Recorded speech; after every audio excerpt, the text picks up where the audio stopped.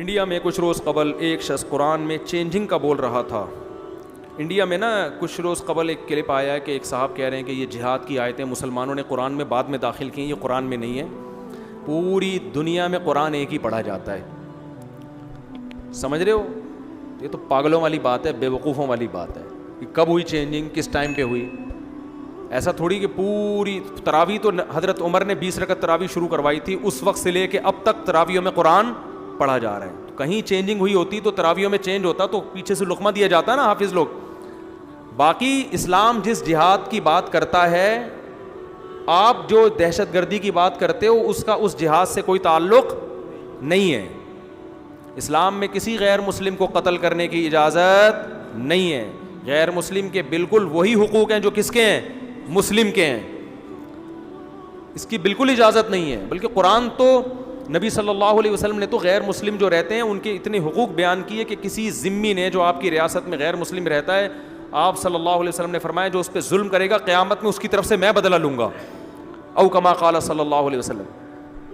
تو یہ چاہتے ہیں کہ جہاد نکال دیں تاکہ ابھی نندن اگر وہاں سے آئے تو ہمارا پائلٹ اڑے ہی نہیں. یہ جو اسلام میں قرآن میں جہاد ہے نا, یہ ہے کہ اگر ابھی نندن, میں ابھی نندن کی عزت کرتا ہوں کیونکہ اس نے ہماری آرمی کی بھی تعریف کی اور پاکستان کی بھی, ایک کردار کے طور پر میں اس کا نام لے رہا ہوں. یہ لوگ چاہتے ہیں قرآن سے جہاد نکالو تاکہ ابھی نندن جیسا کوئی جب جہاز لے کے اڑے اور ہمارے ملک پہ حملہ کرنے کے لیے آئے تو ہمیں موٹیویشن کے لیے قرآن میں کچھ بھی نہ ملے. ہمیں قرآن میں یہ ملے کہ اگر کوئی شخص تم پہ جہاز لے کے حملہ کرتا ہے تو اس کے لیے رات کو تہجد میں اٹھ کے دعائیں مانگو. یہ چاہتے ہیں کہ ہم ایسے ہو جائیں. تو بھائی ہمیں تو موٹیویشن کہاں سے ملے گی؟ قرآن سے. اللہ نے کہا اعدوا لہم ما استطعتم من قوہ, کسی بھی وقت ابھی نندن دوبارہ آ سکتا ہے, پہلے سے اپنے جہاز تیار رکھو. یہ اس آیت کا اصل مطلب ہے کہ قوت جمع کر کے رکھو. یہ نہیں کہ خام خامے پنگا لینے کا اسلام حکم نہیں دیتا. وہ بھی انسان ہیں, ان کو بھی زندہ رہنے کا حق ہے.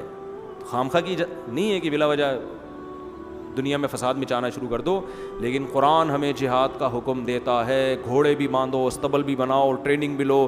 نبی نے فرمایا جس نے تیر چلانا سیکھا اور بھول گیا ہم میں سے نہیں ہے. سمجھتے ہو؟ وجہ اس کی ہے کہ اسلام کو پتا تھا کہ ابھی نندن آتا رہے گا تو ہمارے پائلٹ بھی ان آیتیں کو پڑھ کے اڑتے رہیں گے اور چائے کے ہوٹل بھی چلتے رہیں گے, دودھ پتی کے مزے بھی آتے رہیں گے. تو یہ اسی وجہ سے ہے قرآن میں ہمیں موٹیویشن ملتی ہے, اپنے ملک کا دفاع کرنا ہے تو یہ ہمیں تو یہ تو چاہیے نا. اور یہ صرف اس سے مسلمان کو نہیں موٹیویشن ملتی. اسلام میں جہاد کا تصور کیا ہے؟ ظالم کے خلاف, مظلوم کی مدد کے لیے, ظالم کے خلاف. یہ تو دنیا میں امریکہ بھی یہی کہتا ہے, جاپان بھی یہی کہتا ہے کہ مظلوم کی مدد کرو. کس کے خلاف؟ ظالم کے خلاف. تو وہ مدد کبھی محبت سے ہوتی ہے, کبھی لڑ کے ہوتی ہے. تو یہ ہے.